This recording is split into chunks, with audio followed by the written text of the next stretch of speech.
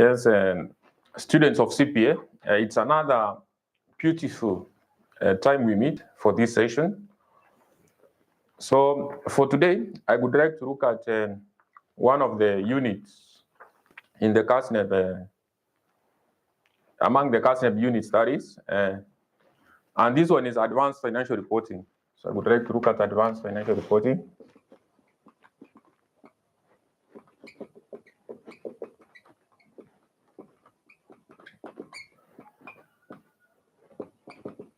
So it's advanced financial reporting and analysis. Advanced financial reporting and analysis. So this is a unit in the advanced level. Remember that in CPA we have the foundation level, intermediate, and advanced. So this is a unit. So it's a unit in the advanced level. So specifically in this advanced financial reporting and analysis, I would like to tackle the topic called business combination. The topic called business combination. Or at some point, that is, or a synonym to that, it's a group accounting, or we call it consolidation. So this is whereby you find that there's acquisitions taking place. So whereby you find that there's for example, a parent acquiring investee companies. So one company is acquiring other entities. So the parent can acquire a subsidiary, it can acquire a joint venture, it can acquire an associate. So how do you carry out a consolidation on that scenario? So because in my other videos which are posted in my YouTube channel, they have handled the introduction. There's an introduction which is well tackled, is well presented. That is. So for me to address this, I would like to go direct and do a question for August. So I'll just do a question direct because already the introduction for the topic is well presented in the videos I've posted since I started doing my videos in this accounting world. So we have August what? I would like to look at August 2025 question 1. August 2025 question 1. August 2025 question 1. So on my case, I have the hard copy version of that past paper.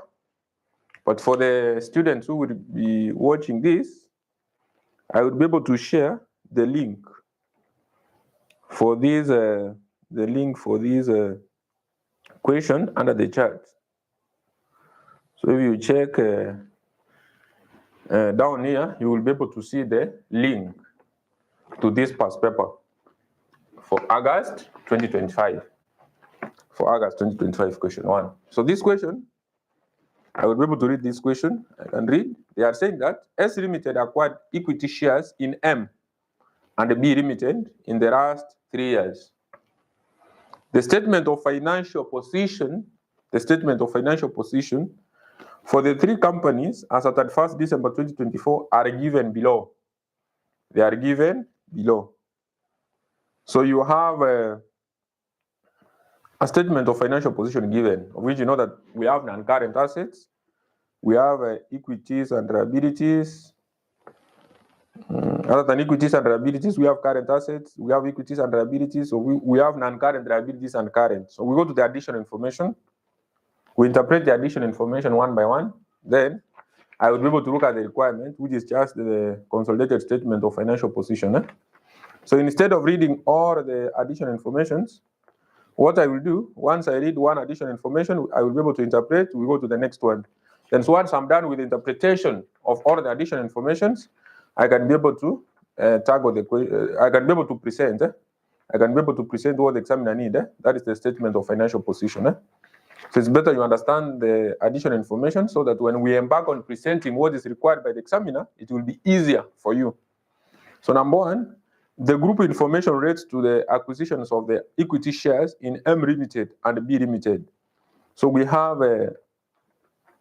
here we have the structure given, date of acquisitions of the equity shares, the percentage of shareholding acquired, percentage that is not percentage, sorry, purchased full goodwill arising from the acquisitions.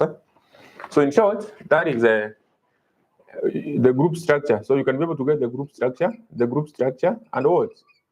And the shareholding, the group structure and the shareholding. The group structure and the shareholding. So S acquired which company? S Limited went ahead to acquire two companies. He acquired two companies. So he acquired M Limited. He acquired M Limited and he acquired B Limited. He acquired those companies up to the percentage of 80% and 60. So meaning that both M and B are subsidiaries. These are subsidiaries. So our financial year, the current financial year under considerations ends on 31st December 2024. 31st December 2024. Meaning that our financial year starts on January 2024. But M was acquired on January 2022. So from January 2022 to 31st December 2024, how many years are those? So 2022, 2023, 2024, those are 3 years. Those are 3 years, meaning that this is a 3 years subsidiary. So it was there for 3 years. Then for B, it was acquired on 30th June. So 30th June 2023. So 30th June to 31st December 2024 to 31st December 2024, that is around 1.5 years, 1.5 years. So that is 1.5 years, 1.5 years. So these are 1.5 years. Other things are just direct. We have seen the date of acquisition of our investee companies, the percentage of the shareholding acquired, purchased full goodwill arising from the acquisition, 44,800 for M, and for B is 38,400. 38,400. At the date of acquisition, that is still in note 1, at the date of acquisition, the liabilities of B were already at fair value. However, an upward fair value adjustment of 4,400. So now all my values will be reduced to thousands. So when I mention 4,400, instead of 4,400,000, remember that I've reduced my figures to thousands. And that is what has been given in the statement of financial position. Our values are presented in terms of thousands. So, as at the date of acquisition, the assets and liabilities of B were already at fair value. However, an upward fair value adjustment of 4,400 was required with respect to production machinery of M Limited. The remaining useful life of this production machinery, as at the date of acquisition, was 5 years. It's the policy of the group to measure the non-controlling interest at fair value. It's the policy of the group to measure the non-controlling interest. So here there's an upward fair value adjustment. Upward fair value adjustment. Upward fair value adjustment for machinery. That is a fair value uplift. That is a revaluation gain. Fair value uplift. We call it a fair value what? Uplift. So 4,400. So what are we supposed to do with this one? Fair value uplift. You debit what and credit what? So this one means your asset has increased in value. So debit property, plant and equipment. That is M Limited with the amount 4,000, and the credit what? Goodwill. It will be used under goodwill as a net asset. It will be used as a net asset when computing goodwill of M Limited. So you debit property, plant and equipment, credit goodwill. You credit goodwill. So the asset has increased in value, then this amount will be used as what? As part of net assets when computing what? When computing your goodwill. But in this question, what I can see already they have given us goodwill for M. That is 44,800. Then they went ahead to say that they went ahead to say that the remaining useful life of this production machinery as at the date of acquisition was 5 years, meaning that we have to check for depreciation. So that is depreciation under charge, because now there's a fair value uplift. The asset has increased in value by 4,400. So this value has not been subjected to depreciation. This value has not been subjected to any depreciation. So we need to check for a depreciation under charge, and that depreciation under charge is all about 4,400. The 4,400, you divide the remaining useful life. You divide the remaining useful life. So 4,400 divided by what? Divided by the 5. So you are getting what? But now it has to be cumulative, because now, as at the date of acquisition, that is what they mentioned, that the remaining useful life of this production machinery as at the date of acquisition was 5 years. Was 5 years as at the date of acquisition. M was acquired. That is January 2022. From that time to 31st December 2024, those are 3 years. So here we have to multiply with 3 years. We have to multiply with 3 years. So if I use my calculator, so I'll be able to get times 3. So that is 2640. That is 2640. So that is depreciation. So when there's a depreciation under charge, remember that obvious, there's an effect to your asset account, that is property, plant, and equipment, and retained earnings. Because if you did a depreciation under charge, your retained earnings is more, and the value of the asset also is excess. That is, it's more. So what you need to do, you need to adjust your asset and at the same time your profit. So meaning that I have to debit my retained earnings. I have to reduce my retained earnings. Retained earnings, that is M remitted. That is retained earnings for M remitted. And at the same time, I have to credit what? I have to reduce my property, plant, and equipment. Property, plant, and equipment. Property, plant, and what? Equipment. The property, plant, and equipment. Here we are together up to that point. The property, plant, and equipment. All right. So we are done with additional information number what? Additional information number 1. So we go to additional information number 2. The consolidated retained earnings and other components of equity recognized in the consolidated statement of S Group as at 31st December 2023 were 63,512.2 and 3,360 respectively. Non-controlling interest recognized under equity of the consolidated statement of financial position as at 31st December 2023 was 20,000.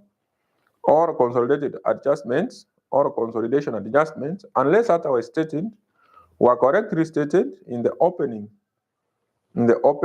consolidated financial statements. So that one I will be able to mention when we'll be doing computations for the relevant retained earnings. Right now, under retained earnings and other components of equity, we have the balances brought forward, which are 63,515 and 3,360.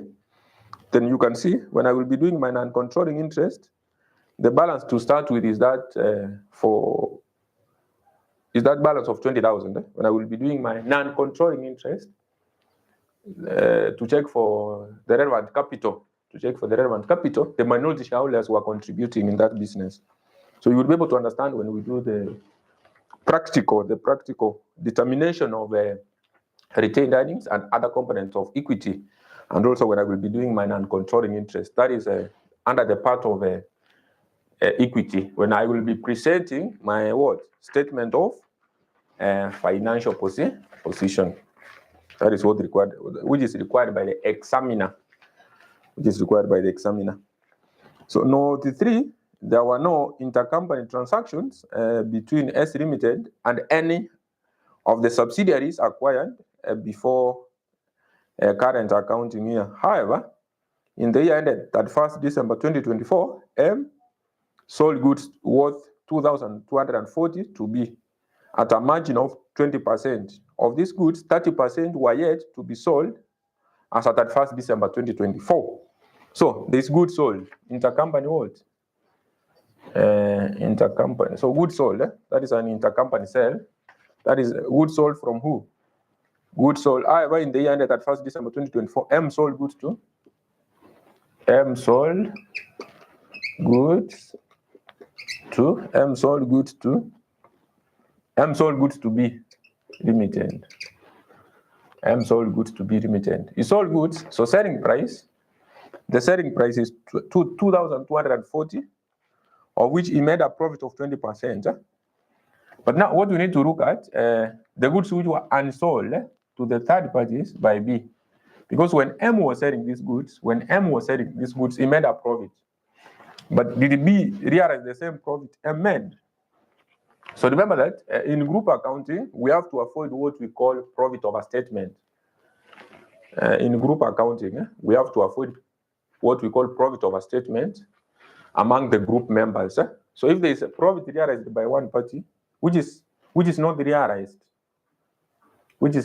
by the other due to that intercompany transactions which was taking place. Like now this one. Remember there's an intercompany transaction here, intergroup transaction. This company is selling goods to this. He had made a profit. So we need to check. Did B realize the entire profit M made?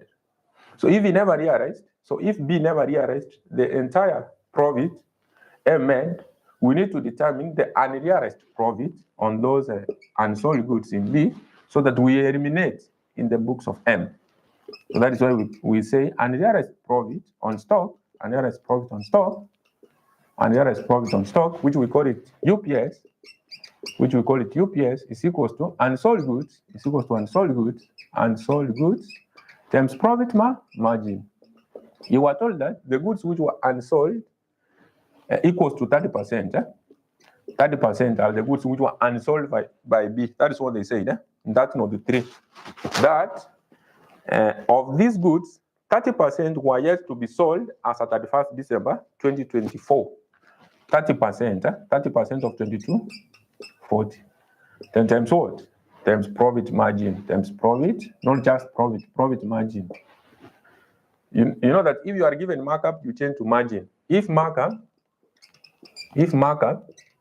is A over B, margin will be margin is equals to A over B plus what? Plus A. E.g., if this one is 2 over 5, so this one will be 2 over 5 plus 2. So that one will be 2 over what? 7. That is an example. But this one, you were given margin of 20% direct. So I would be able to say that our UPS is equals to 0.3 times 2240 times 0.2 times 0.2. That is 134 point what? 0.4. 134.4. Remember that these goods were sold from M to who? They were sold from M to B. These are among the group members. This was among the group members because all of these are the parent, these are subsidiary. We don't have a non-group member for this question. We don't have associates. We don't have what? We don't have joint ventures. So what am I supposed to do with 134.4? So remember, I said we need to avoid profit overstatement, meaning that there's a profit of 134.4, which was realized by this company. But B, for B, that amount is unrealized because he never sold all the goods he received from M. So this must be eliminated in the books of M by debiting what? Retained earnings. Our retained earnings must be debited. Debit retained earnings account. Retained earnings account, that is M retained. Then credit what? Inventory. Credit the inventory account. You credit your inventory. You credit your inventory account. You credit your inventory account. All right. So we move to the next additional information. That is additional information number 4. This question was not that difficult. When I posted some videos for financial reporting, that is in both YouTube and in other social media platforms, I found some students requesting that I do this question number 1. But I can see this question was not even difficult, because this is more of an intermediate level question, because it doesn't have an aspect of a subsidiary being disposed. You will find other questions. A subsidiary was disposed at some point, and they acquired another one. Or they acquired, let's say, some percentage initially, like 25%, then they came in and added another percentage, meaning that they recognized the initial percentage. So if it was an associate, then they, like now, 25%, initial acquisition was 25%, then they added 35. Remember that we have recognized the 25, and now we have added 35. So we have a new percentage of 60. So the aspect of piecemeal consolidation. So this one was direct. It was just acquisition of subsidiaries. So you could have just interpreted your additional information, then you present your statements direct. So number 4, purchased goodwill arising. Sorry. So additional information number 4. Purchased. So we have what we call purchased goodwill arising from the acquisitions, as presented in note 1, are the original goodwills. At the original goodwill's amount, and they are thus before any impairment loss. They are thus before any impairment loss. They are thus before any impairment loss. As at 31st December 2024, an impairment review was carried out on 2 subsidiaries using impairment testing procedure recommended under IAS 36, impairment of assets, for cash generating units. Each subsidiary was a cash generating unit. The recoverable amounts of the net assets, of M Limited and B Limited as at 1st December 2024 were 133,244.8 and 116,544 respectively. No impairment loss has been recognized in respect of the goodwills in both subsidiaries in the previous years. So on this one, we need to test for impairments. Now here you have to apply the knowledge of IAS 36, International Accounting Standards what? International Accounting Standards 36. Now that is more of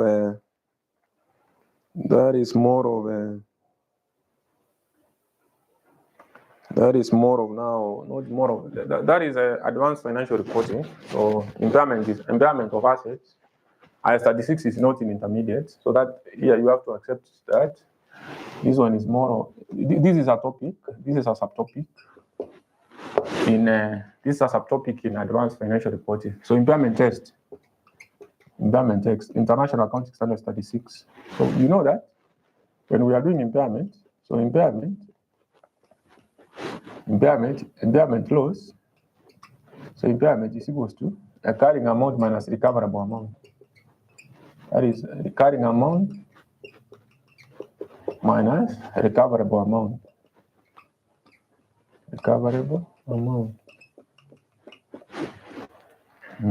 Carrying amount minus recoverable amount. Okay. So carrying amount minus recoverable amount. Recoverable amount is already given. This one is given. Provided. Already given. So we need to determine the carrying amount. Of which carrying amount here I take my net assets. For this question, I will take net assets plus what? Net assets adjust plus what? Plus goodwill. You get your net assets, you adjust them, then you add what? Goodwill. You add your goodwill. Alright. So we have M Limited, B Limited. But also in other questions, carrying amount, you know that it's cost minus accumulated depreciation. It will be based on the data given. Carrying amount is the cost minus accumulated depreciation. Recoverable amount is all about fair value you less cost to sell, or value in use, whichever is higher. The fair value less cost to sell, or value in use, whichever is higher. You know that fair value less cost to sell is the amount obtainable from the disposal of assets after deducting what? Any cost incurred. So for the value in use, it's all about discounting your cash flows which are provided. So in the two, whichever is higher is what we call recoverable amount. You can go to some of my other videos. Once you search impairment of assets or impairment by Edwin Ochoy, you will be able to get some questions I've tackled in my channel. You go through them, you will be able to understand more. But for this one, it was just a simple working we were supposed to do. So we have M and B limited. So some of the net assets we have is ordinary share capital. We have ordinary share capital. So the ordinary share capital we have is all about 64,000 for this one, 64. And for this one is 56,000. The next we have retained earnings. We have retained earnings. We have the retained earnings. So retained earnings is 22, 784. And here we have 936. Then we have other components of equity. We have other components of equity. There were other components of equity. Other components of equity. Other components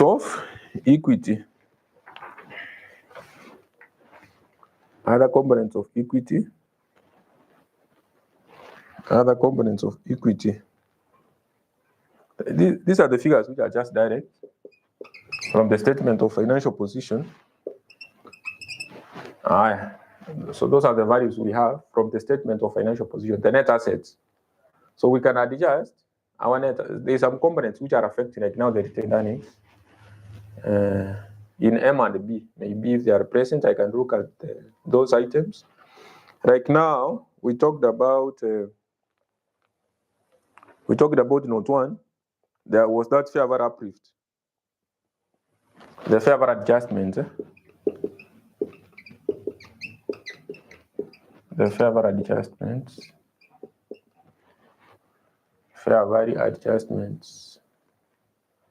The fair value adjustment. So that is like a evaluation. That is part of net assets. These are evaluation gain for PPE. So that is part of net assets. So this one is part of net assets. That is part of net assets. Not even an adjustment. That is part of net assets. Then there was out of that there was depreciation. There was depreciation. We talked about depreciation. There was depreciation. So that depreciation, I think we want 2640. So we deduct the depreciation under charge. Depreciation, the 44,000 divided by 5 times 3 years. Then we go to note 2. It's all about balances brought forward. Note 3 was all about there was UPS. There was UPS there. So UPS also must affect this. So UPS and realized profit. And realized profit on stock. Remember that we said it must affect your retained earnings. Depreciation affects also your retained earnings. So it's just an adjustment. You remember I gave you the relevant double entries which are carried out. The relevant double entries. So this one again we reduce. We must reduce our profits. So our UPS was 134. You remember we computed this, 134.4. It was affecting M.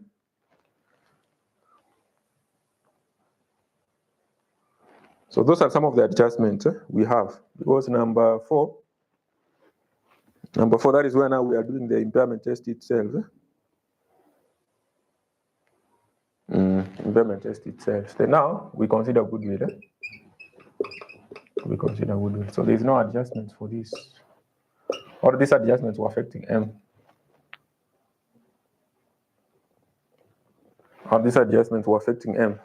Because you remember that if it's the fair value uplift, it was under M. Yes, however, an upward fair value adjustment of 4,400 was required in respect of M. If it's depreciation, then depreciation obviously it will affect M. Then UPS, those goods who sold.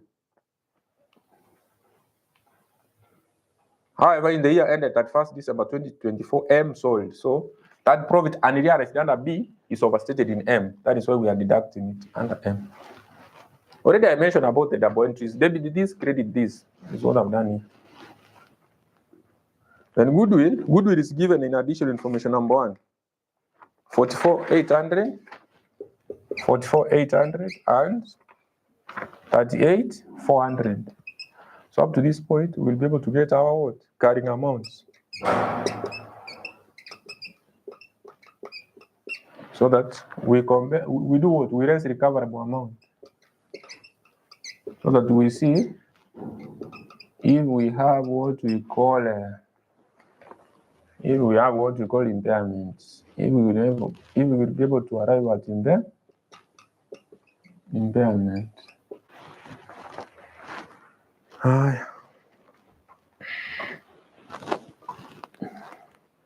So 64,000 plus 22, 784 plus 19, 20 plus 44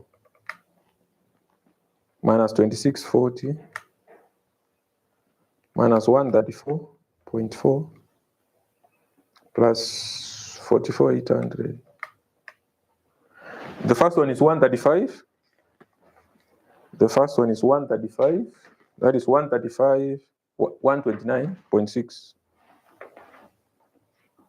That is the case.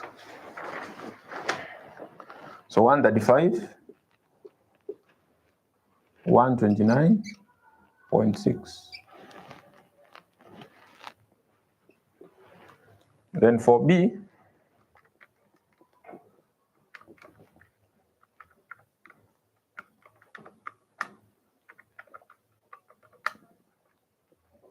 this is 116,016. All right. So the recoverable amount is given in that note 4. This is 133. That is 133, 244.8. You raise. So 135, 129.6 minus 133, 244.8. You get 1884.8. So for the other one, this is 116, 544. So do we have a impairment for B Limited? So for B Limited, we don't have impairment, because there's no impairment here for me, because the recoverable amount is higher than the carrying amount. So this is nil. So in that other side, in B, the recoverable amount is higher than the carrying amount. There is no way you can have an impairment on that case. If the recoverable amount is greater than, what? If the recoverable amount is greater than the carrying amount.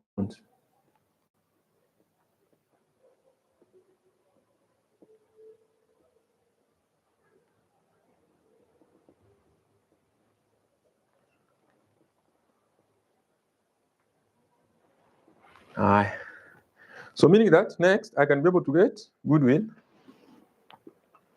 So I can say goodwill at the reporting date.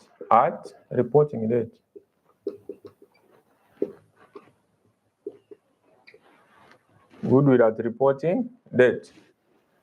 So I can be able to get the goodwill at the reporting date. So we have M Limited, we have B Limited, we have the total. So remember that shillings here is in thousands. Everything we have been doing is in terms of thousands. Shillings in thousands.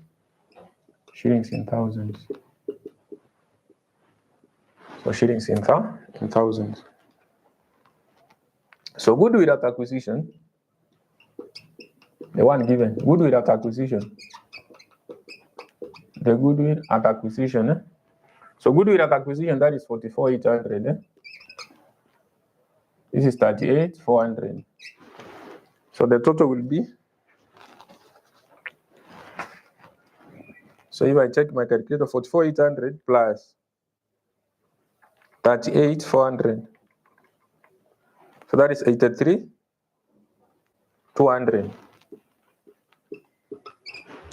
So impairment, we know we have impairment for M, but we don't have for B.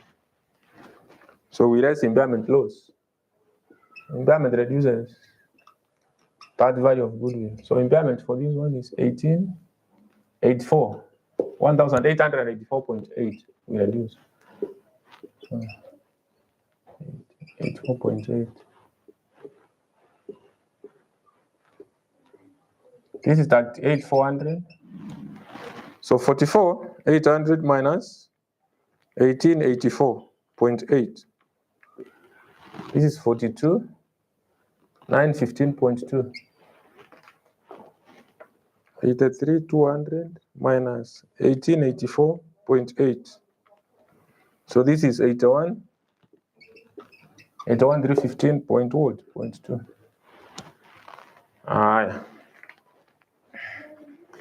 The next thing we look at the next additional information. We are remaining with only 2 additional informations. Then we present and we do the presentation of our consolidated statement of financial position. 20 marks. It was having 20 marks. 20 marks. So they are saying that S Limited owns a building. S Limited owns what? He owns a building. S Limited owns a building, which was formerly used as an administration office. Formerly used as an administration office. At the beginning of the year 2024, S Limited rented the building to M. S rented the building to M at an annual rental of 2,000, and has, as a result, accounted for the building as an investment property. He has accounted this as an investment property. Remember, S and M, they are group members. He has rented this building, S has rented this building, which was formerly used as an administration office, to M.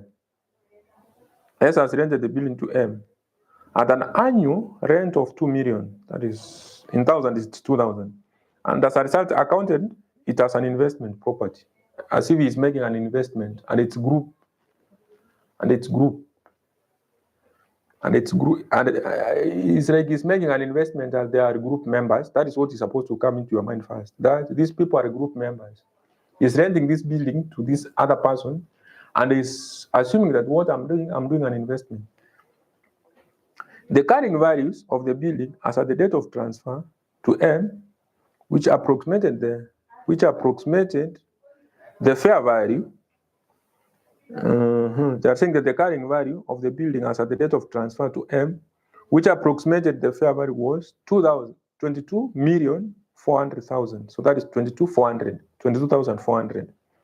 It's the policy of S Limited to measure the investment properties at fair value. As a fair value gain of 1,200 has been recognized by S to measure investment properties at fair value. A fair value gain of 1.2 has been recognized. That is what they are saying, that a fair value gain of 1.2 has been recognized by S as at 31st December 2024. The estimated useful life of the building as at the date of a transfer was 20%. M Limited uses the building for administrative purposes. M has paid the rental for the current year. So M has paid the rental for the current year, which is which is 2 million. So meaning that 2,000 he has paid. M has paid the rental for the current year and charged it as an expense.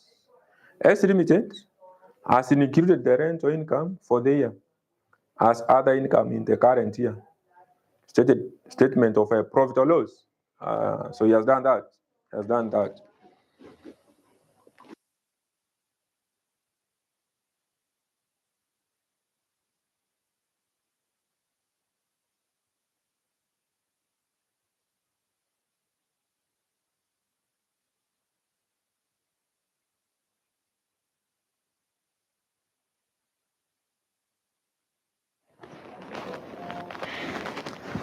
Yeah.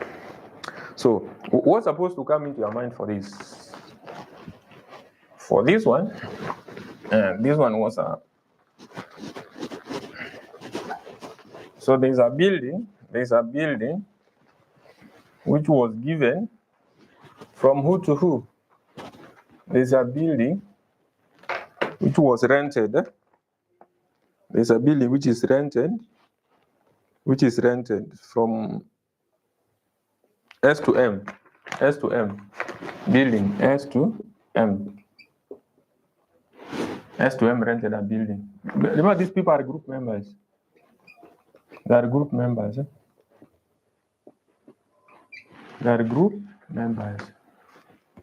So this person is renting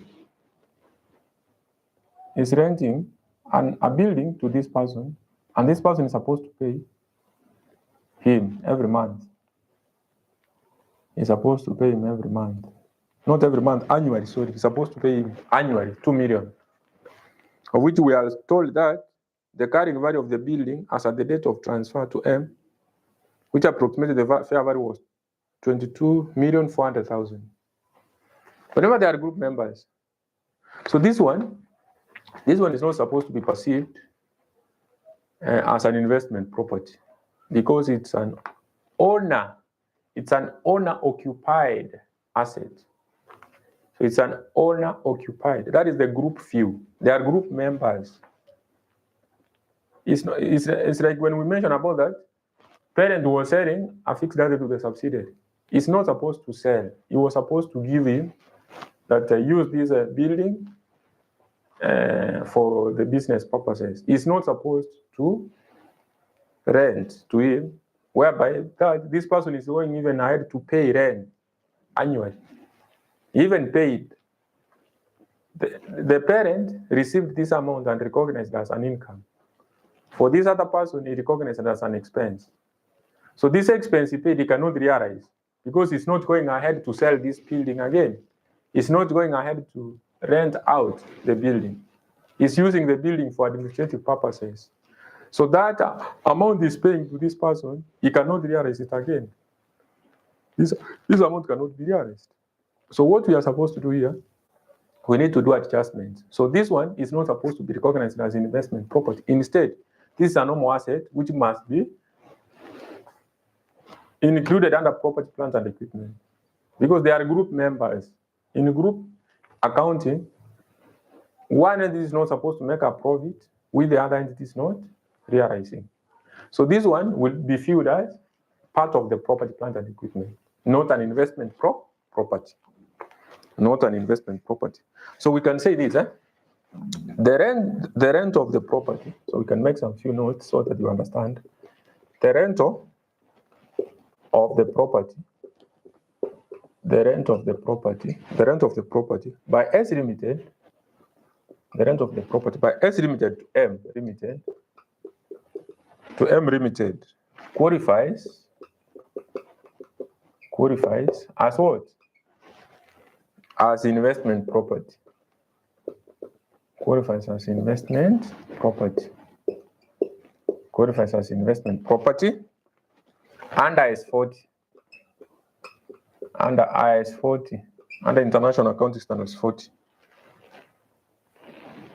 That is investment property. That is investment what? Property. Investment property in the separate financial statements. In the separate in the separate financial words, financial statements. In the separate financial statements of S Limited, which is okay.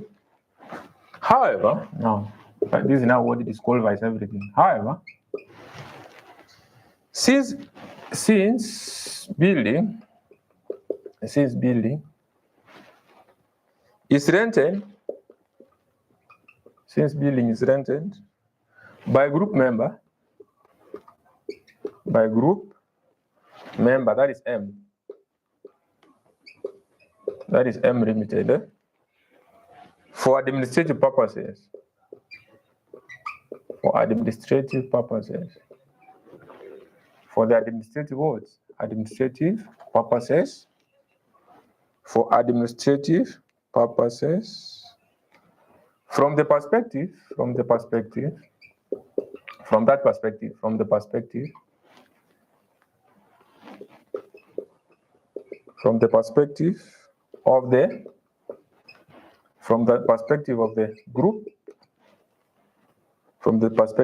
group, it's regarded as property, plant, and equipment. It's regarded as property, plant, and what? Property, plant, and equipment. Not an investment property. Property, plant, and equipment. And the not an investment property. And the note an investment what? Investment property. Not an investment property. Therefore, the building is classified. Therefore, the building is reclassified. Then the building is reclassified to property, plant, and equipment. Property, plant, and equipment on the consolidated financial statements. On consolidated what? Financial statements. On the consolidated financial statements. All right, so I think you have understood up to that point that the rent of the property by S Limited to M qualifies as investment property under IS 40 in the separate financial statement of S is fine. However, since the building is rented to M is a subsidiary of S. These are group members. So since building is rented by group members M, since building is rented by group members M for administrative purposes, from the perspective of the group, it's regarded as property, plant, and equipment, and not an investment what? Property. Therefore, the building is reclassified to property, plant, and equipment on consolidated financial what? On the consolidated financial statement. So this is what we will do with those amounts. So S Limited measures the investment. S Limited measures its investment property. Measures its investment property at fair value. Measures its investment property at what? At fair value. Hence, it must be stated back to. It must be done what? It must be stated. It must be stated back to its cost as follows. Remember that they had already recognized the amount of 22,400 as an investment property. So S Limited measures its investment property at fair value. You are given the fair value, which approximated the carrying amount approximated the fair value at 22,400. So hence it must be restated back. So that amount of 22,400, we must return it back to the property, plant, and equipment because it was recognized under investment property. And we have said that under the group's perspective, that amount cannot be recognized under that. So that's why we are saying it must be stated. It must be stated to its cost as follows. It must be stated it must be stated back. It must be stated back. It must be stated back to its cost as follows. So we do what? We debit the property, plant, and equipment. We debit property, plant, and equipment. We debit the property, plant, and what? Equipment. We debit the property, plant, and equipment. That is 22,400. 22,400. Remember, there was a fair value gain of 1,200. A fair value gain of 1,200. A fair value gain of 1,200. That one again must affect retained earnings. So retained earnings. So that one is included here. So that is 1,200. There was a gain of that, which affects our retained earnings, and we did that. Then we credit what?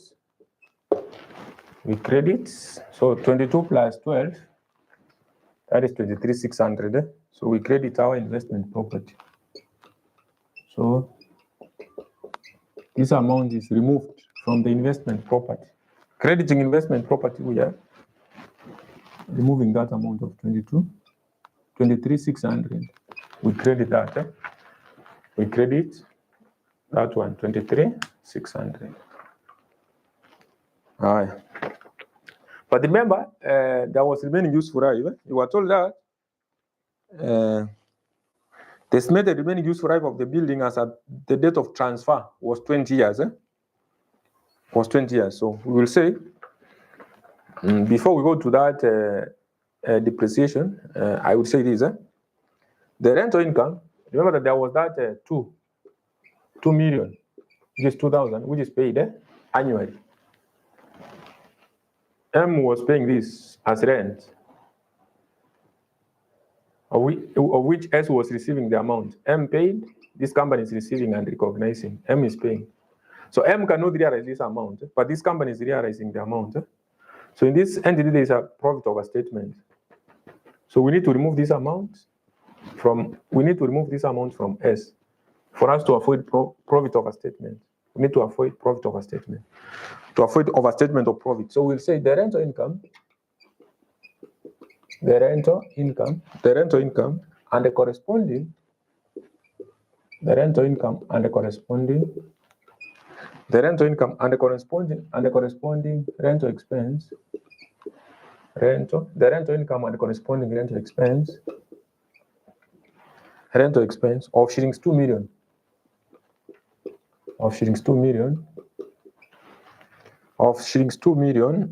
Recognized by the two companies. Recognized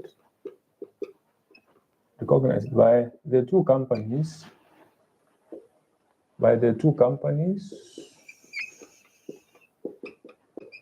Recognized by the two companies.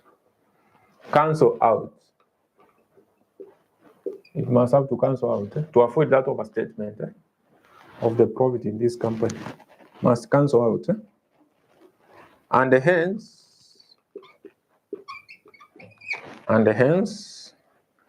there's no effect. No effect on consolidated. No effect on consolidated. On consolidated retained earnings.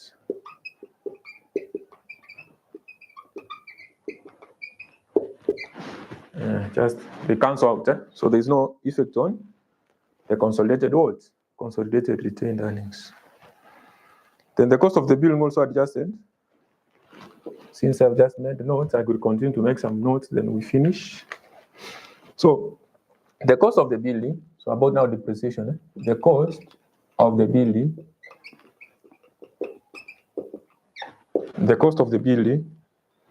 is also done what? Is also adjusted. It's also adjusted by depreciation. It's also adjusted by depreciation. It's also adjusted by depreciation of shillings what? Of shillings. Remember that if you take your 22,400 divided by 20 years, I get 1120 by shrinks 1120. So that is the relevant amount. So that is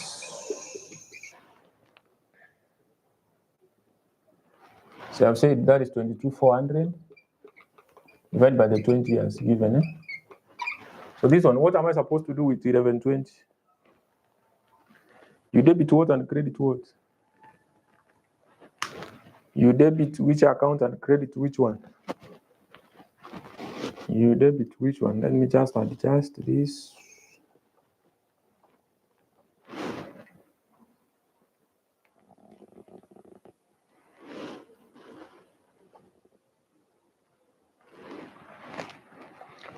So for that one, that is depreciation. Depreciation, you have to reduce your retained earnings. So debit your retained earnings. Debit retained earnings account. Debit your retained earnings account. Retained earnings account, that is for S Limited. And the credit property, plant and equipment. Credit property, plant and equipment.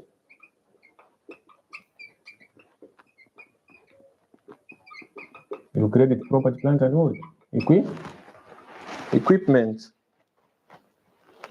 You credit the property, plant and equipment.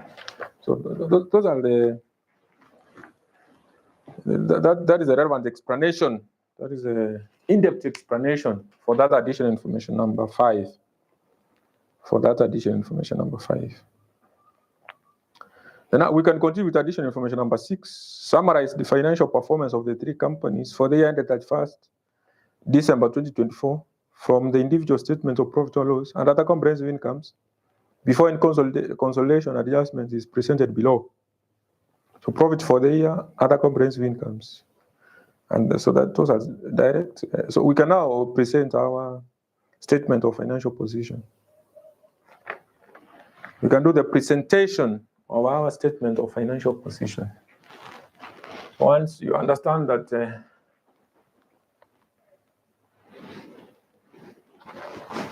that is what was supposed to be done, now we can be able to do our presentation of what? Presentation of the relevant statement of financial position very fast. It will not consume a lot of time because already we are done with the major adjustments. The only workings which are remaining are around 2, if not 3. So I come here and say S Limited, that is S Group. I say S Group. Consolidated statement of financial position. Consolidated statement of what? Statement of financial position. Consolidated statement of financial position asset. So our financial year was ending on 31st December 2024. So we have shillings in thousands.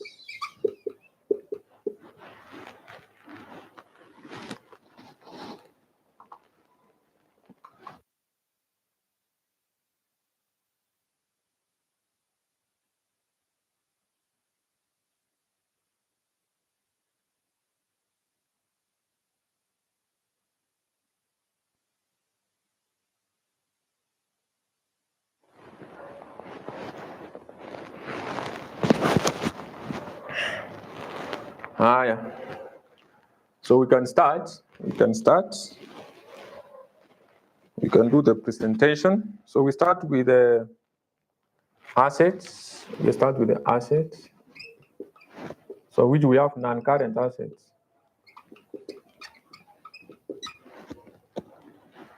So the non-current assets, remember that the first one is property, plant and equipment. You have the parent plus subsidiaries. Remember that S, M and B, all these were subsidiaries. So S acquired this 80%, acquired 60%. So this one was acquired 3 years ago. And this 1.5 years ago. But remember, we are preparing a consolidated statement of financial position for this 2024. So we don't have to multiply the variables of M and B with the number of years. We are doing for just for 1 year.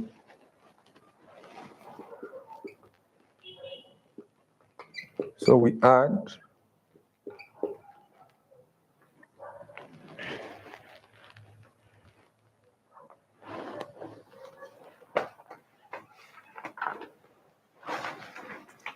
uh, 102, 800 plus 120 plus what? 88, 480, 480, 88. So you add what? You add the revaluation note 1. That was that fair value uplift, 4,400. 4,400 minus depreciation of 2640, 26,440 plus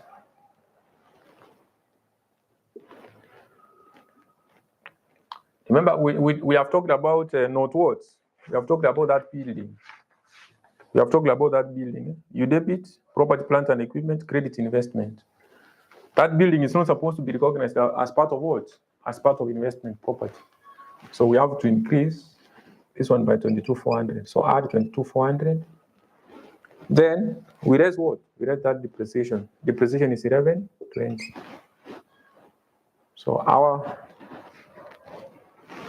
So this is the building. The one we have just explained, we have just done some notes. We said we debit property, plant and equipment. That is what I've done.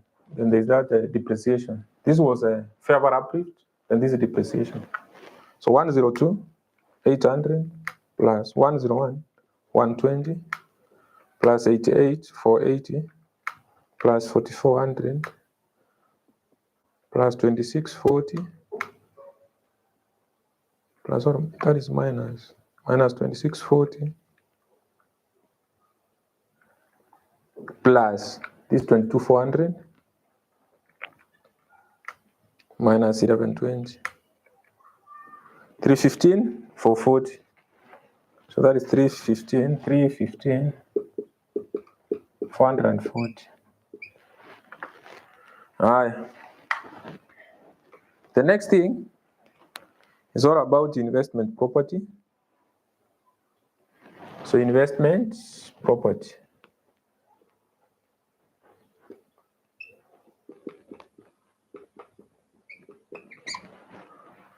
So investment property, remember we have 23,600. Then I said we credit. So I said, remember that we debit PP 22,400. And there's that retained earnings of 12. So that this amount we credit investment property with a total of, we credit investment property with a total of 23,600. Crediting is deducting. So I have to deduct 23,600. So this is dash. That is dash. Then investment in M and B. So that one, you replace with goodwill. So goodwill, so I remember I did some interpretation of impairment. I determined the impairment. Then I reduced the goodwill which was given with the impairment. We add only impairment for M. There was no impairment for B. So remember that we reduced that way our goodwill for M from 44,800. We reduced by an impairment which was, I think, a certain value. So we did that. We remained with a goodwill of 42,915.2 plus 32. That is 38, not 32. But this one was not impaired. 38,400. 38,400. So 42,915.2 plus 38,400. That is 81,315.2.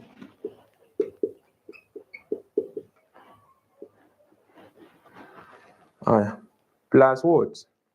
315,440.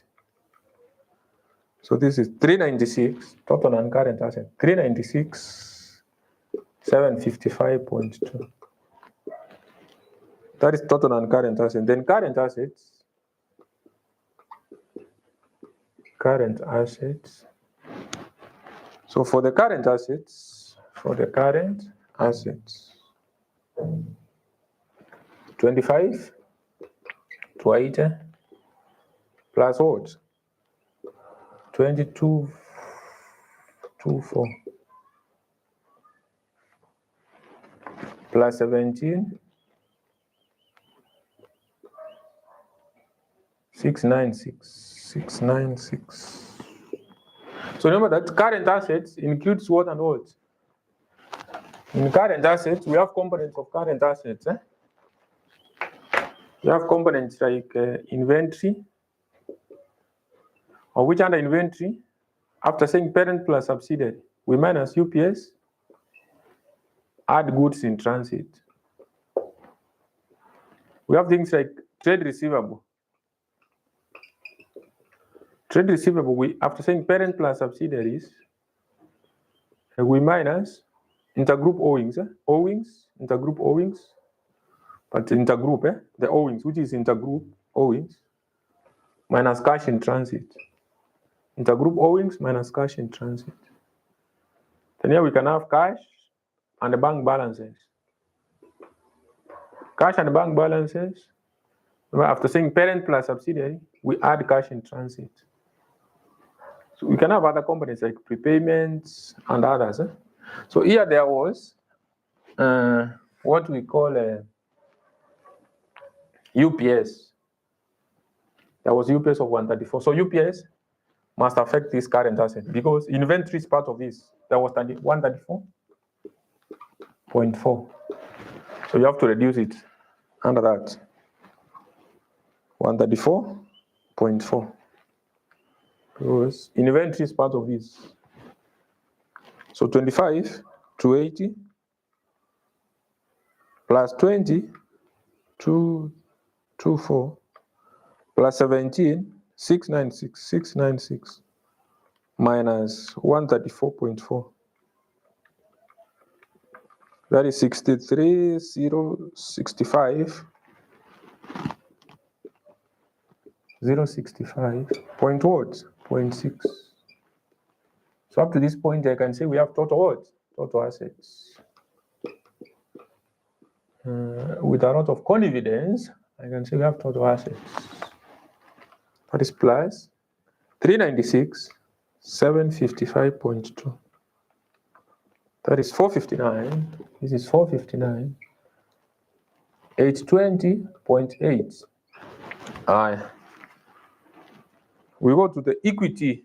We move to the equity and liabilities. We move to equity and liabilities. Equity and what? Equity and liabilities.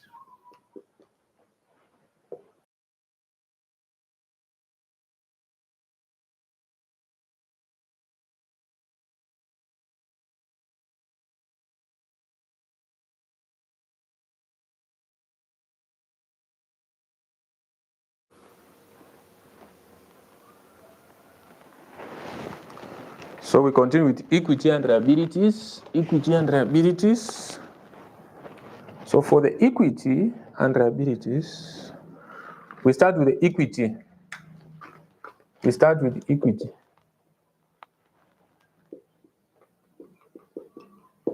So for equity, we have ordinary share capital.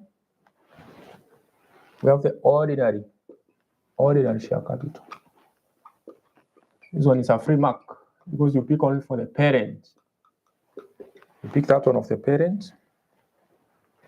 That is 160,000. This one is direct. Next is all about retained earnings and other components of equity. Retained earnings and what? Consolidated. So we have to do a consolidated retained earnings. This one needs our working. This one needs our working. And we have other components of equity. of what? Other components of equity. Then after doing that, we do non-controlling interest.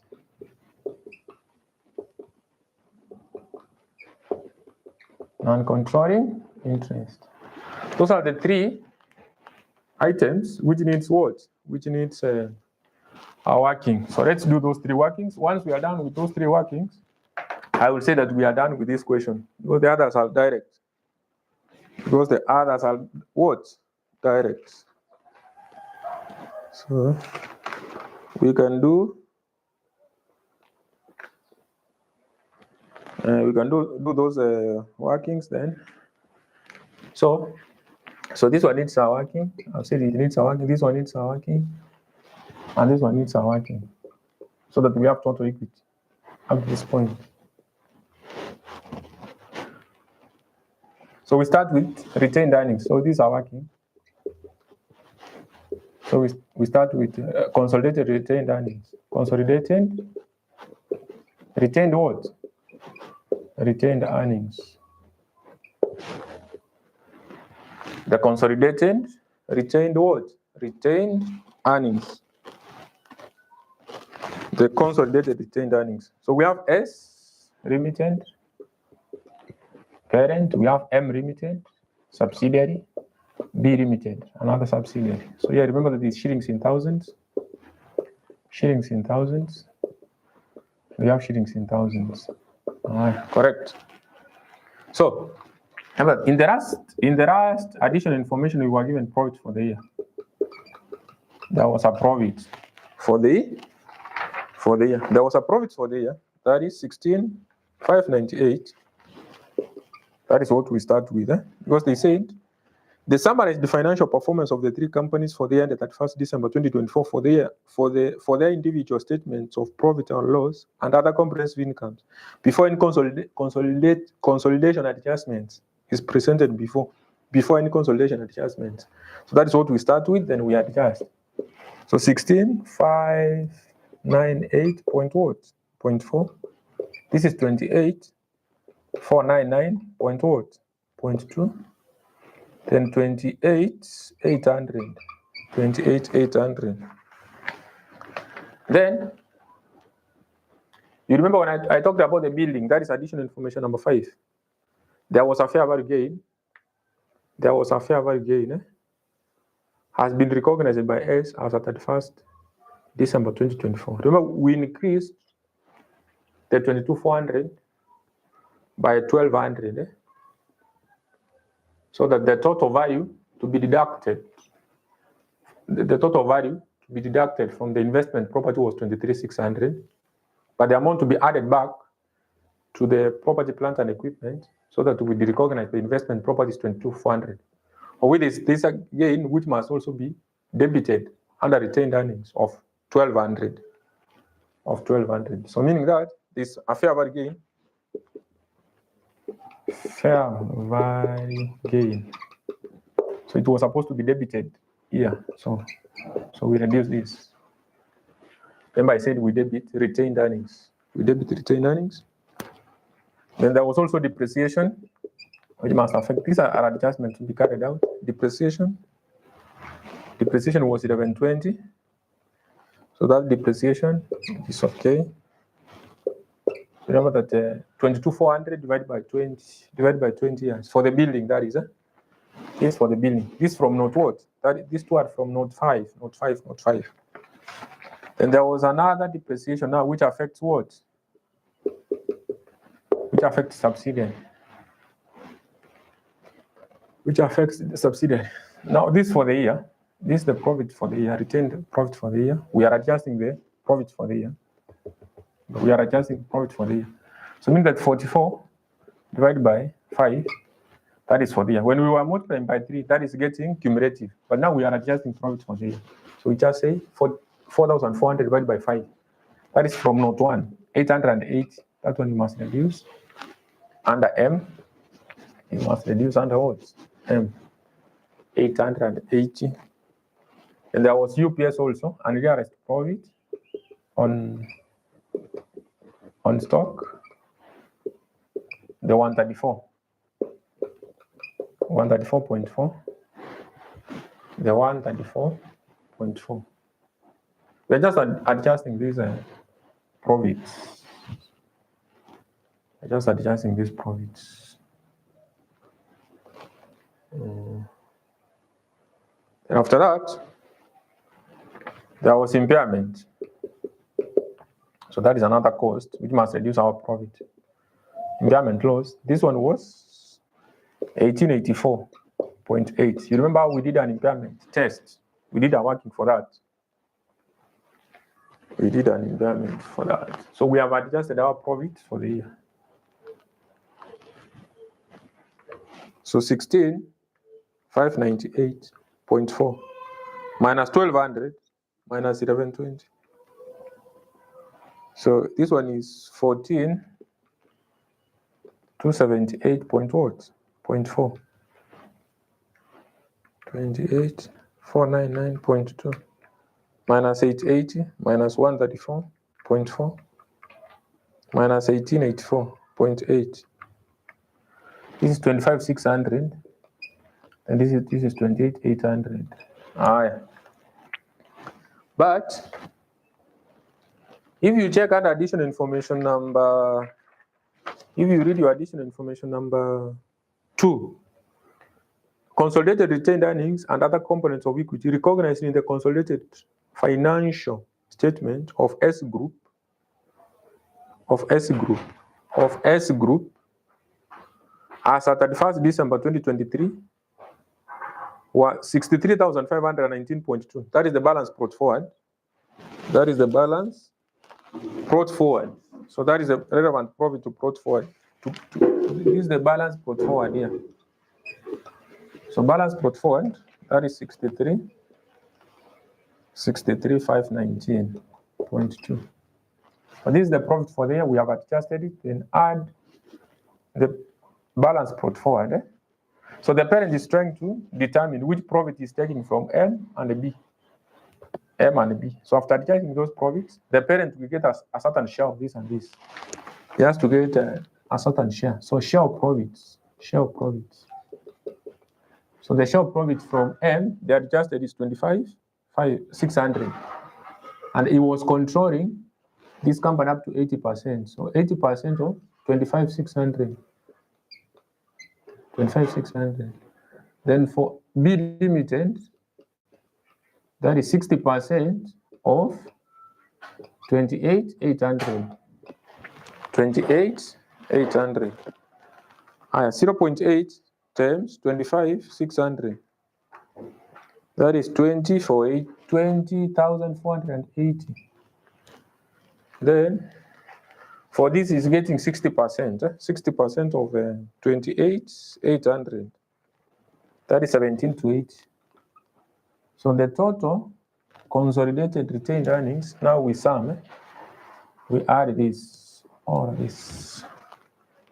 So 14,278.4 plus 63,519.2 plus 20,480 plus 17,208.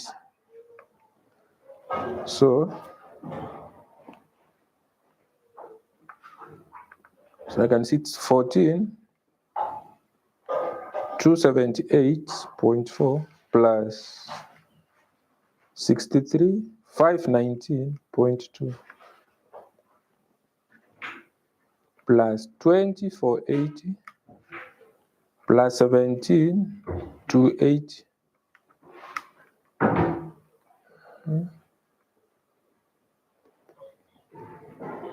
14, that is 14,278, 63,519.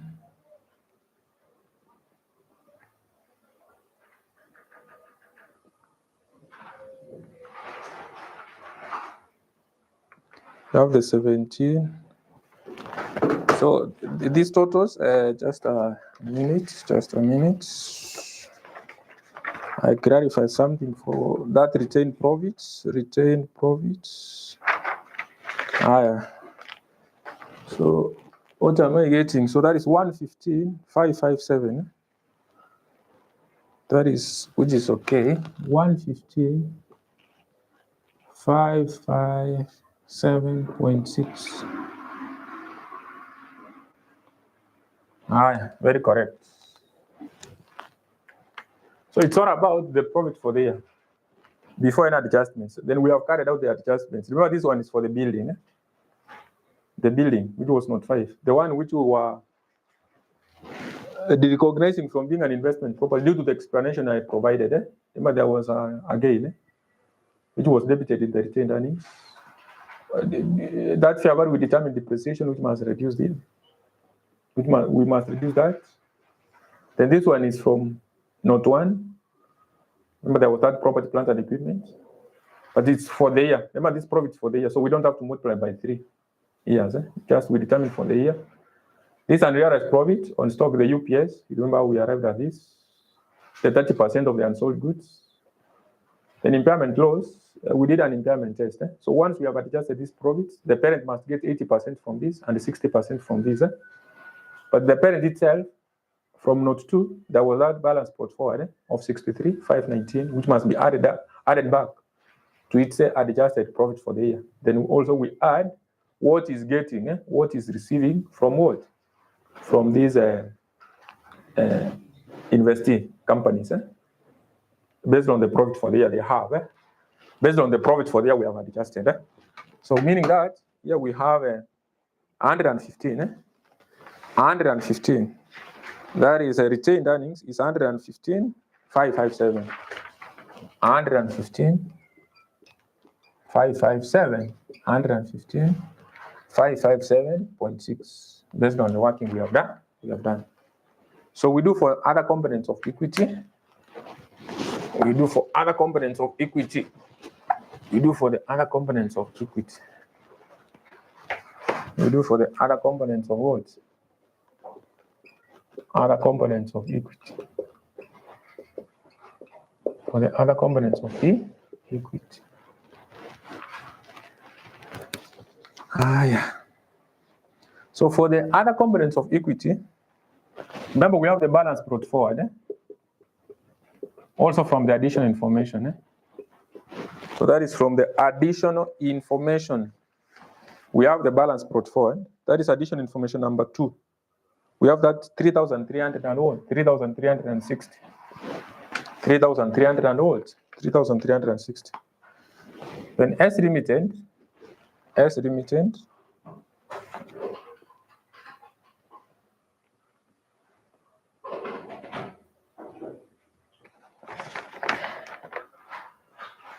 If you look at the items you have from the statement of profit or loss, note 6, statement of profit or loss and other comprehensive income, before any consolidation adjustment, we have other comprehensive incomes.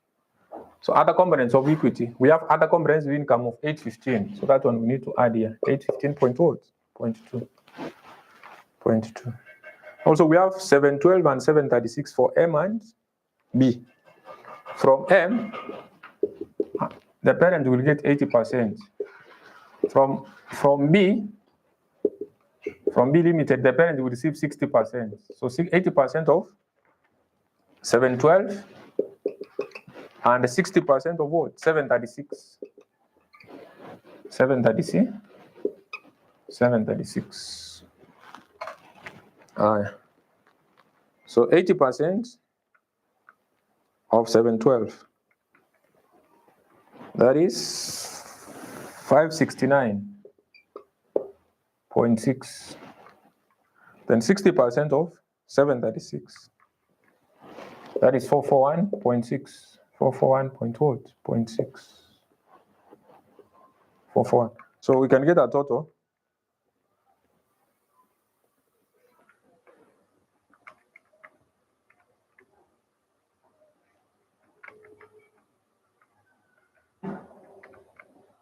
$569.6 plus 441.6.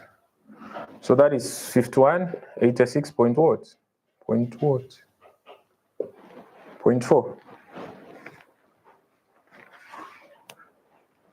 So 5186.4. 5186.4. 5186.4. 5186.4. 5186.4. So we can do non-controlling interest.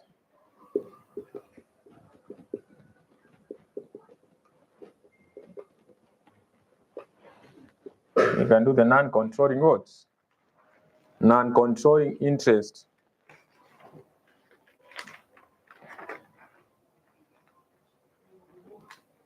So for the non-controlling interest, if you look at your additional information number,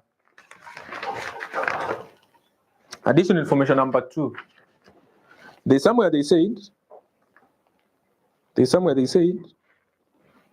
non-controlling interest, that is additional information number 2, non-controlling interest recognized under equity of the consolidated statement of a financial position as at 31st December 2023 was 20 million. All consolidation adjustments, unless otherwise stated, were correctly stated in the opening consolidated statement of financial position. So that is our balance put forward here. That is our balance put forward, 20 million. By way of shillings in thousands. Shillings in thousands. So here we start with that 20,000. That is the balance put forward. Then from our, then now we added profits. So the share profits, the NCI will get share profits. So for M and B. So M and B limited. M limited, B limited. So the parent controlled M up to 80%. The NCI will be 20% here. Then here the NCI is 40 because he controlled B up to 60. So our adjusted profits, remember that we adjusted our profit, the profit for the year. Remember for M, I have just cleared that one some few minutes ago. So there was that profit for the years, then we adjusted with the rates of depreciation, the UPS. So for M, we got 25,600. You can check. Some few minutes away. When we adjusted our profit for the year, we got 25,600 for this. And this one remained to be 28,800 because there was no another adjustment to be done for B. So the minority shareholders is entitled to 20% of this adjusted profit for the year, and the 40% of this profit for the year. So 20% of 25,600, 25, that is 51, 20, and the 40% of 28,800. That is 11,520. Another thing to include here is other components of equity. Other than profits, we have other components of equity.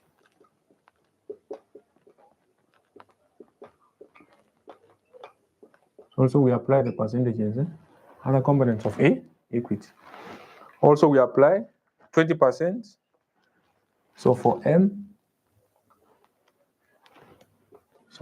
limited, that is 20% of. So we have that 712. From the last additional information, remember other components of equity. For M, it's 712. For B limited, 20% of 736. 736. So 0.2 times 712. So this is 142.4. This one is not 20%, but 40, because B was controlled up to 60. So N says 40%. 40% of 736. So this is 294.4. So we can get this total. So 20,000 plus 5120 plus 11,520 plus 142.4 plus 294.4. That is 37,076. 37,076.8. So that is what we record here.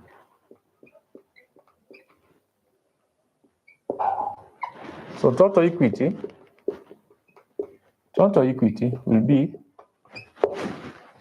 so plus 160,000 plus 115,557.6 plus 5186.4. So this one is 317,820.8.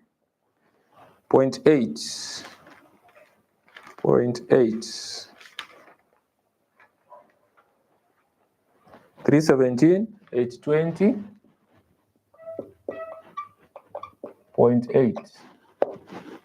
317,000. That is it. So last but not least,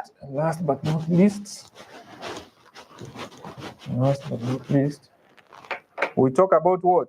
We talk about non-current liabilities. We talk about the non-current. We talk about non-current liabilities. We talk about the non-current. So non-current liabilities, we have the 15,168 plus 12,134.4 plus 10,617.6. So there's no adjustment for that. This one was direct. So 15,168 plus 12,134.4 plus 10,617.6. So that is 37,920. 37,920.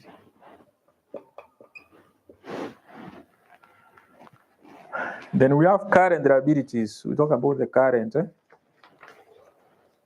We talk about current liabilities. Current liabilities. So for the current liabilities, so 65,632 plus 20,505.6 plus 17,942.4. Also, there was no any other adjustments. There's nothing affecting current liabilities for this question. So 65,632 plus 20,505.6 plus 17,942.4. I'm getting 104,008. So let's get total equity and liabilities. Total equity and what? And liabilities. Total equity and liabilities. So I get 317,820.8 plus 37,920 plus 104,008. 459,820, and that is good. It has balanced. 459,820.8. Same as what? Same as total assets. So that is how you were supposed to do this question for August 2025, Advanced Financial Reporting and Analysis. Advanced Financial Reporting and Analysis. So we have done question number 1. So I will also be tackling question number 2, 3, and I will be doing all the 5 questions. So I've done already question number 1. Question number 1, it was the one which was a bit wide. And there was a request from students that I tackle that question number 1. I have done it. So remember that students, you are aware we do also Zoom classes. We are doing block revision. You can join so that you can be able to revise better and prepare for the coming exam. So in 2 weeks' time, we'll be hosting KASNEB exams. From 1st December, there will be a KASNEB exam to be done. So what you can do, join my ongoing block revision so that you can prepare for that exam and create a lot of confidence and of making sure that you pass. you receive that pass. So this one was having 20 marks. This one was having 20 marks. This one was having 20 marks. So how was it marked? How was it marked? How was it marked?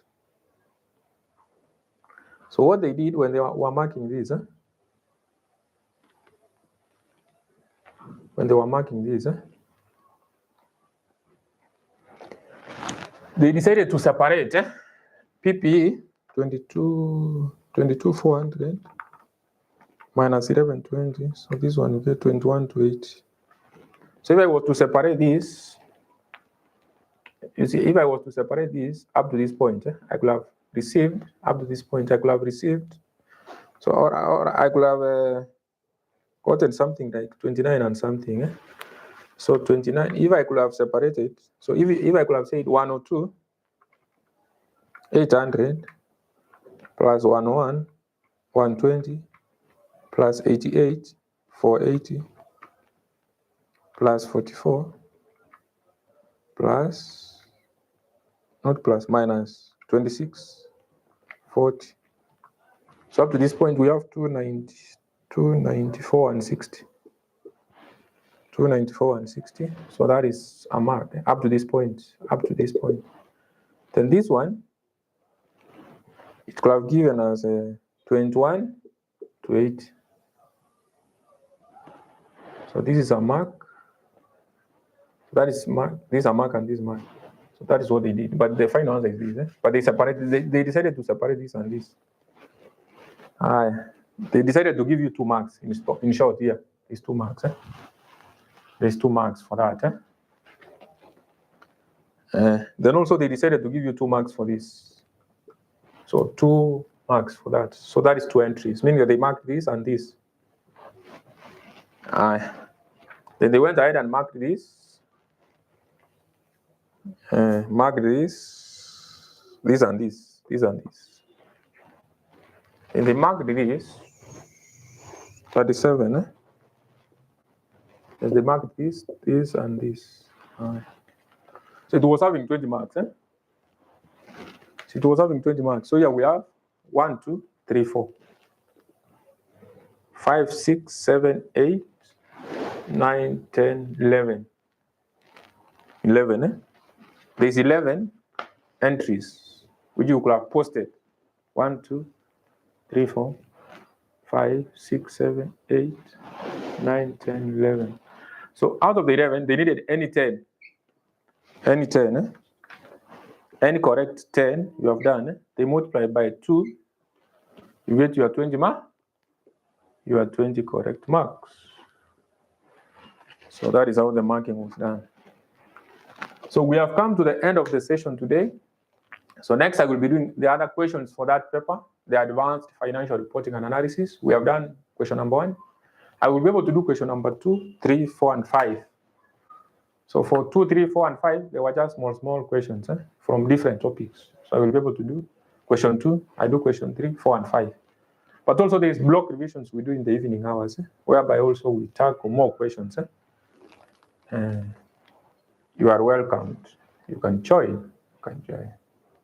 Thank you for attending this live session.